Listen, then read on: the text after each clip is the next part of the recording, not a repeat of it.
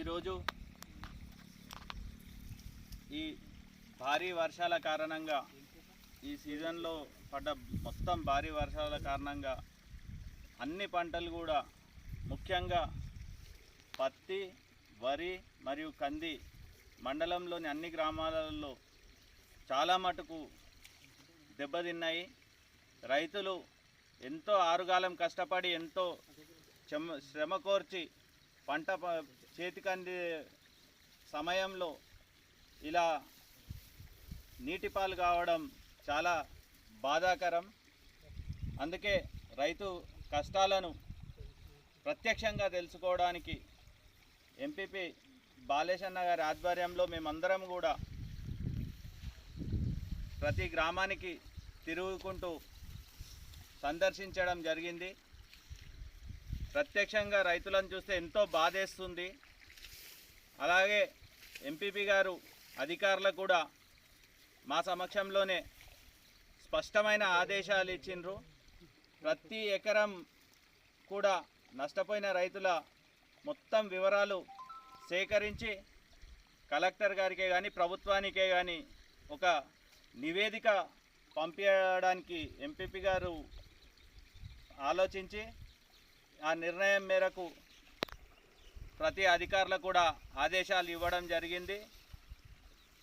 ఇలాంటి విపత్తు జరగడం కూడా చాలా బాధాకరం.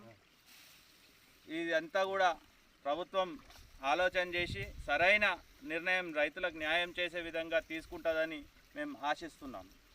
జై తెలంగాణ.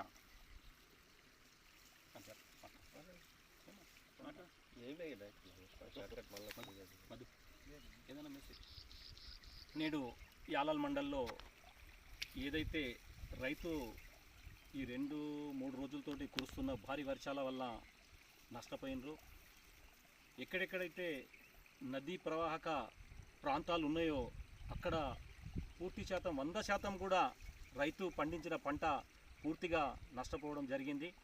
ఎన్నడూ లేని విధంగా ఈరోజు నదీ ప్రవాహకాల ఉన్న ప్రాంతాల్లో నీరు రావడం వల్ల పక్కల 2 సైడ్లో కూడా రైతులు వేసిన పత్తి, వరి, కంది వివిధ రకాల పంటలన్నీ కూడా నీట మునిగి పూర్తి స్థాయిలో నష్టం వాటిల్లింది. అందుకే ఈరోజు మనం రాగాపూర్, అడల్పూర్, బాణాపూర్ లాంటి అన్నసాగర్ లాంటి గ్రామాలు కూడా పర్యటించి మన కార్యకర్తలతోటి అందరితోటి ఈరోజు పర్యటించడం జరిగింది. ఈ పర్యటనలో చూసినట్లుంటే రైతు చాలా గత 4 నెలల నుండి కష్టపడి పండించి చేతికొచ్చే కాలంలో పంట చేతికొచ్చే టైంలో పూర్తి స్థాయిలో వర్ష పరిస్థితుల వల్ల నష్టానికి గురైంది. ఈరోజు ఇక్కడ పొలంలో చూసినట్లుంటే పంట కోసుకునే టైం ఇది. రైతు భార్యాభర్తలు ఇద్దరు కష్టపడి దాన్ని ఎట్లనో కాపాడుకోవాలని కష్టం కూడా పడుతున్నారు వాళ్ళు. కాబట్టి ఈ యొక్క అధికారులందరూ కూడా ప్రతి గ్రామానికి వెళ్ళి మండలంలో ఉన్న 37 గ్రామ పంచాయతీల్లో ప్రతి గ్రామానికి కూడా వెళ్ళి ఇక్కడ అగ్రికల్చర్ వాళ్ళు కానీ రెవెన్యూ వాళ్ళు కానీ పూర్తి స్థాయిలో నివేదికని ఎక్కడ కూడా ఏ రైతుకు అన్యాయం జరగకుండా ప్రతి చిన్న రైతు పెద్ద రైతు అనకుండా ప్రతి రైతు యొక్క నష్టపరిహారాన్ని వచ్చేటట్లు పూర్తి స్థాయిలో నివేదికని సమర్పించాల్సిందిగా ఆదేశాలు కూడా ఇవ్వడం జరిగింది. అందులో భాగంగా ఈ యొక్క విపత్తును దృష్టిలో ఉంచుకొని